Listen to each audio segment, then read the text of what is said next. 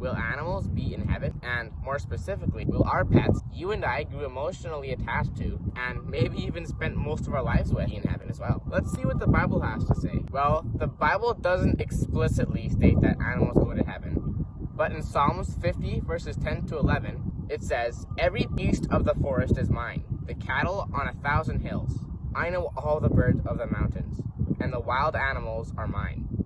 This verse displays God's ownership and true love of his animals, and that he deeply cares about them, which are a part of his perfect creation. Revelations 4 verses 6 talks about creatures around the throne of heaven.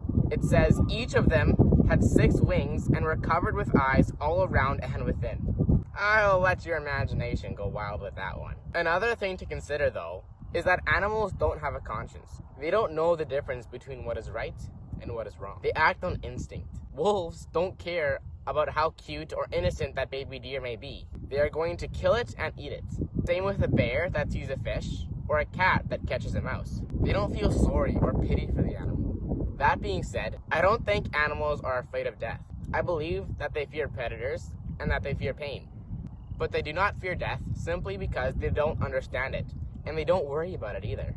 And since animals don't have a conscience, and they don't know the difference between right and wrong, how come they get a free ticket to heaven? Animals aren't perfect.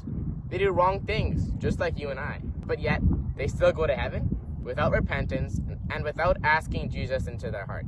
All they have to do is live their life and not worry about it. Sounds a little too easy if you ask me. That being said, to answer the question, do animals go to heaven? Well, I don't know. And I guess we won't know until we can see it for ourselves. Let us know down below.